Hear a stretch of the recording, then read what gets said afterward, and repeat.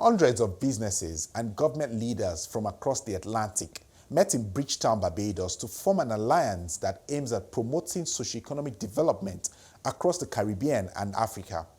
Hello and welcome, you're watching Focus On. I'm Akin Obakeye. After the Breakthrough Alliance, of concern is how best continents can cement the different bridges that cut across trade and transport connections and tap into the opportunities that abound. We came here to start an important journey of reclaiming our people, building the integration we all talk about and we've done little to actualize.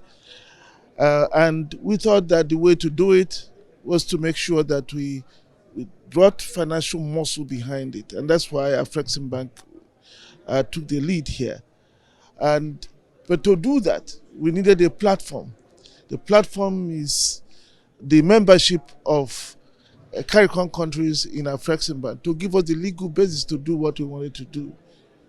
By the time we came here, we were expecting 3 countries in the CARICOM to sign the partnership agreement, which is the membership agreement we designed for this purpose. By yesterday, 7 had signed. We expect to collect 2-3 more orders in the next few days. So we're talking about 10 countries. That is beyond expectation. What that then does is that it accelerates our plan to deploy our regional office here to begin to deliver on the $700 million limit we wanted to start with here. And then, of course, the medium-term goal of helping the region to set up the Caribbean Exim Bank. What would you say is the opportunity that the shared heritage of Africa and the Caribbeans present in a post-COVID world for these regions to really thrive moving forward? Well, what we all learned during the COVID period was that when things are tough, when things are hard, everybody fends for themselves. We, as AfriCaribbean, the African Union called on us to include the Caribbean countries in the procurement of critical COVID-19 materials, personal protective equipment, test kits, and so on under the African Medical Supply Platform. Because at that time, it was survival of the fittest. You couldn't have access, especially if you're a small economy, as many Caribbean economies were and still are. We were able to do that and made it possible for them to access these materials on the same terms as the entire African countries. When vaccines came, the same problem. The AU asked us again to include them in the procurement we did. So what that has then told us is that our future, our destiny is the same. There is no need to continue to be ad hoc in the relationship. It has to be strategic. And that is why we are here. And that is the opportunity this offers. The markets out here in the Latin America and the US and Canada is about $27 trillion. Being here, creating this partnership, creating this opportunity opens the opportunity for investment by Africans in this region to be able to also have access to those markets. It opens opportunity for us to share knowledge, for us also to share information and make it also possible for the Caribbean businesses to have access to a wider African market, especially in the context of the African Continental Free Trade Agreement. During the COVID-19, because we are a DFI is one of their fundamental, as we think we exemplify DFIs, is to deal with crisis and market failures. So in the COVID era, I remember we developed an African medical supplies platform. You can call that as one of the deals we did.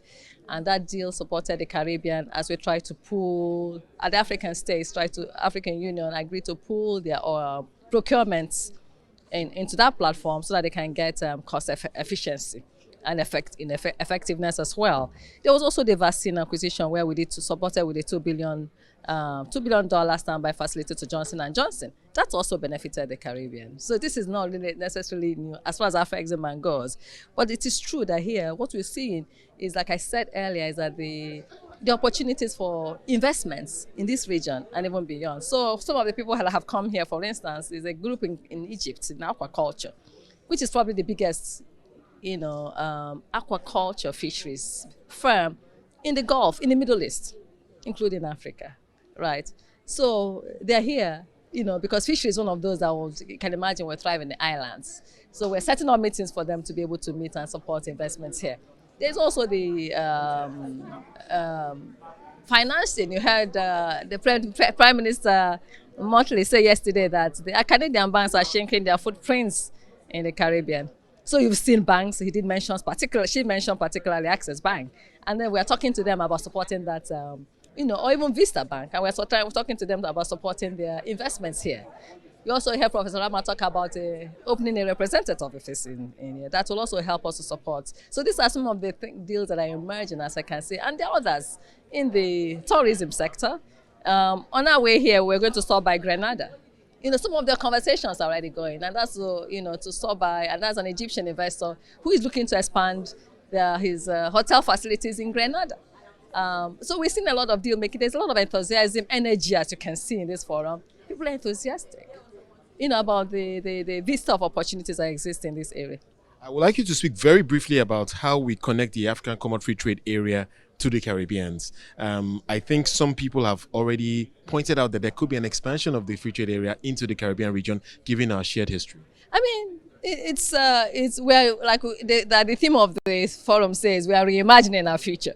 And that is also in the works, because ITC records that just looking at the absence of a free trade area between the two regions, the tariffs in some sectors is as high as 28%.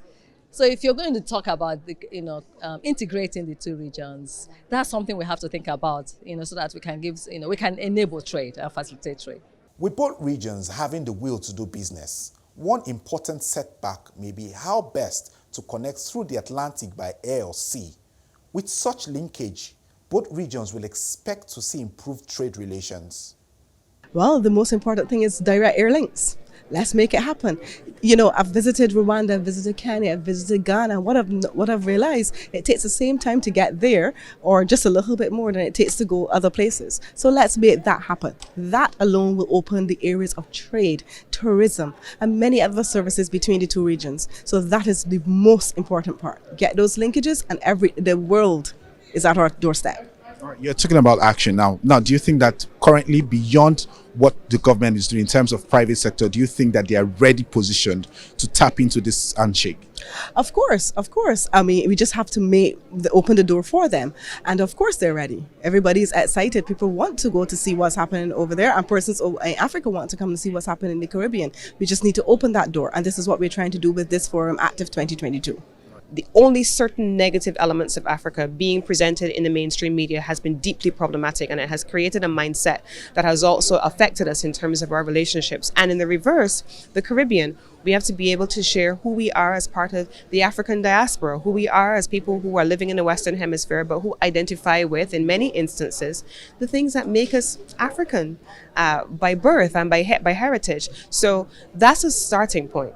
But then the question of international lift then is driven by that. So our desire to learn more and to experience more with each other and across continents is very much a part of that, because the notion and legacy of colonialism tells us, when we go off on holiday, we have to go to a metropole, we have to go to Europe, we have to go to the US, we have to go to the UK. It doesn't necessarily lend itself to us understanding that we are one people, and that it makes a commercial case for us to have an airlift between these two countries. We are still allowing the global north to define who we are as a people, and it's time for the South to come together. Now, one thing I would point out from what you've just said now is the negative feedback about Africa. Now, do you think that the Caribbean countries will be well receptive to Africa's proposition and also the partnership? Absolutely. I mean, I lived in Uganda for 4 years. It was one of the best experiences of my life, and I would go back again. And at the time, I made a decision that I wanted to go and live and work in Africa as opposed to taking up other opportunities in other parts of the world, because I identified with that philosophically. I don't think that Africa is a hard sell in the Caribbean at all. And I don't think that my experience living and working there tells me that the Caribbean is a hard sell in Africa. We just have a responsibility as a government and as governments to make it work. And from Barbados' perspective, we've already established, and I said earlier in the panel, we are committed to putting resources behind marketing in the African region to be able to make a case for airlift. And I've also said earlier that I'm challenging the Caribbean Tourism Organization, of which I am presently chair, to establish a presence in the African region to be able to promote the Caribbean region. And I'm going to see how far I can push that along before I step down in my chairmanship of CTO. So the first step for us is to make sure that the CARICOM countries become members of African Export-Import Bank. That's why yesterday we signed the participation agreement, which will then lead to the CARICOM itself as an institution becoming a member of the bank, which will then allow us to do transactions here and also set up a rep office or even subsidiaries in CARICOM. African Export-Import Bank does not only provide loans, we provide advisory services, we provide capacity building.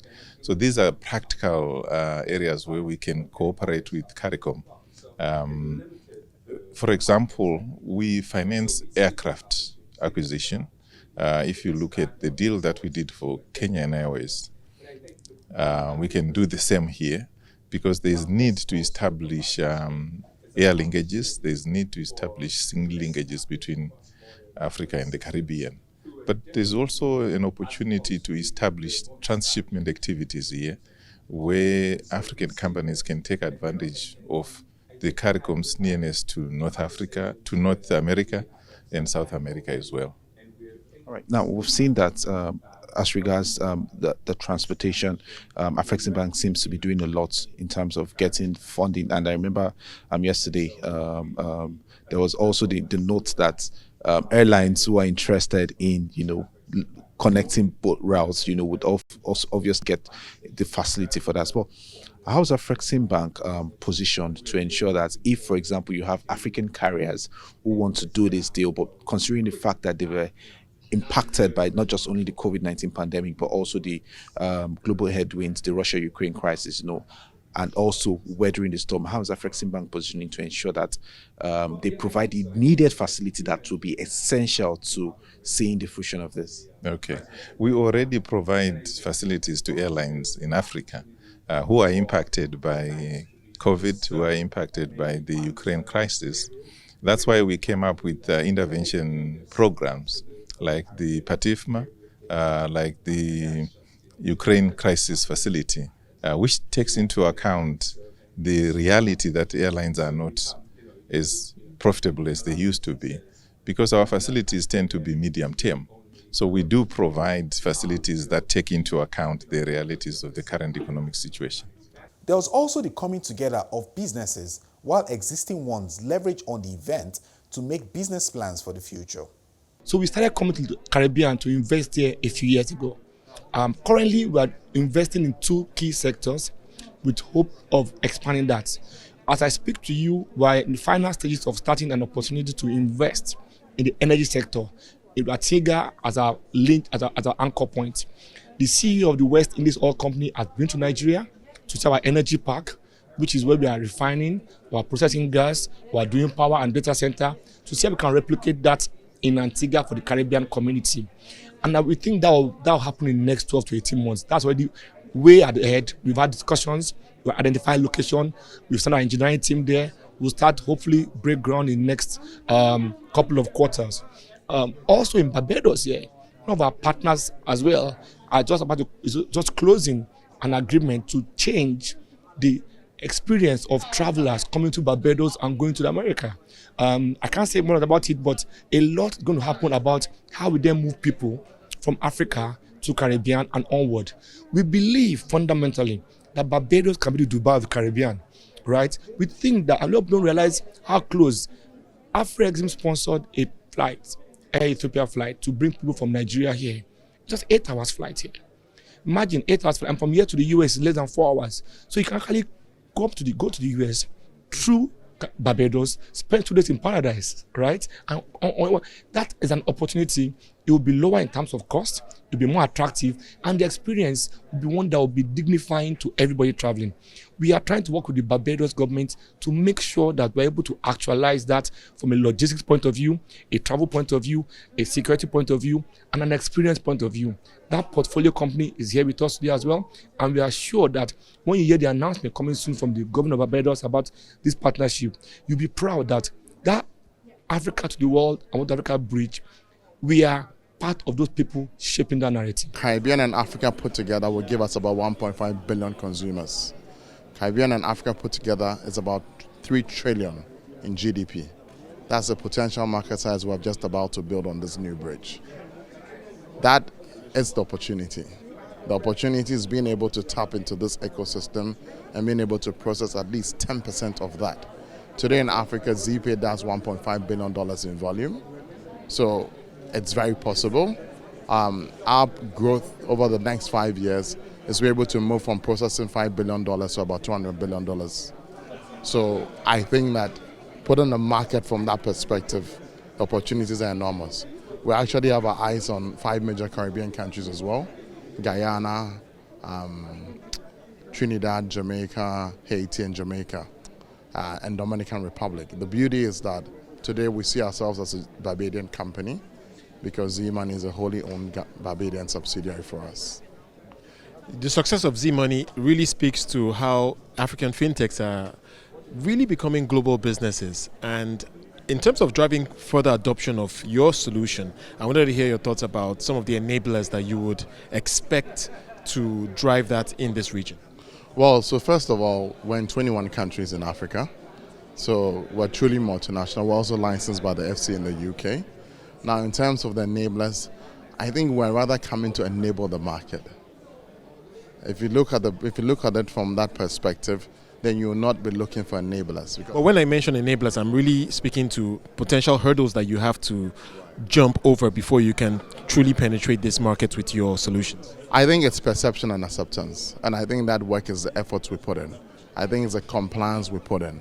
I think we making sure compliance to follow the money is one. I think we put in on our best behavior and our best foot forward is 2. And I think just keeping at it. That's what I'm saying, that we're actually coming to enable the market from that perspective. Because hurdles will be everywhere.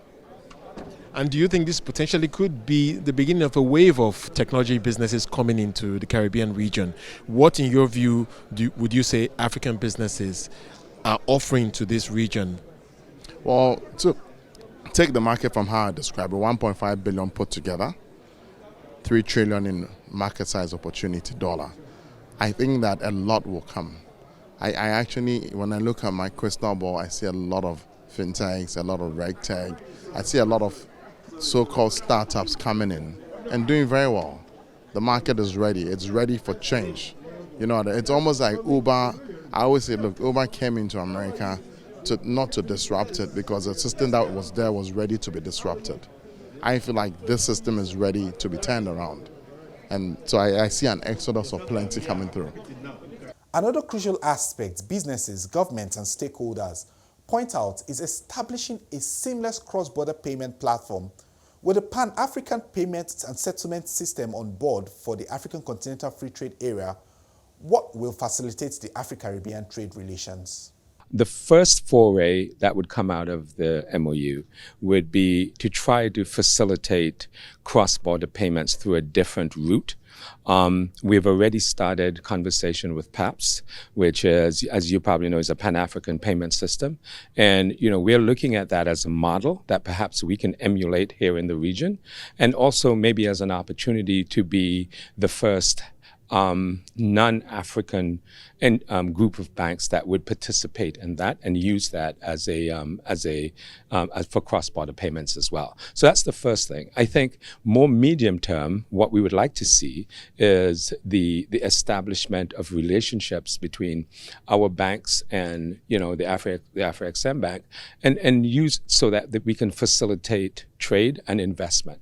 And towards that end, we've already started conversations with high-level executives within the Afrexim Bank to facilitate that type of transaction. And so we see it as a multi-pronged approach. We also think that is a great opportunity for learning and for sharing, because there's a great wealth of knowledge that we have within our members. We have 82 members across 49 territories, within the region and around the world.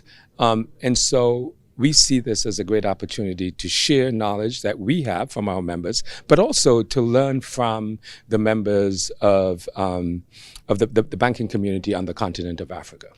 All right. Now, with this, how many banks are you looking at? Looking at, for example, now PAPS, before PAPS went into full operation, we had some banks in Africa tap into it, for the pilot phase. Now, let's take, for example, now a payment structure is put in place for this cross border deal. How many banks are you looking at? Well, I think the first things, I think we're looking probably at initially 3 banks as part of a pilot program. And then, because in the conversations that we've had thus far, what we were asked to do is to provide just 3 banks that they can test, and they can, and so we have already, my CEO and I, Wendy Delmar and I, have already sat down and thought about the 3 banks that we'd recommend. Maybe a big bank, a medium-sized bank, and a small to medium-sized bank, so that you have the full range of our membership, and so that the pricing could be structured correctly based on volumes of big and small banks. And so we thought that we would start with those. But ultimately, we would like to see as many of our members as possible participate in that cross-border payment system. This brings us to the end of this episode of Focus On. As we await the phased implementation of the AfriCaribbean relationship, it is important for the issues at the front burner to be addressed for a seamless continental trading. I'm Akin Obakeye. Thank you for watching.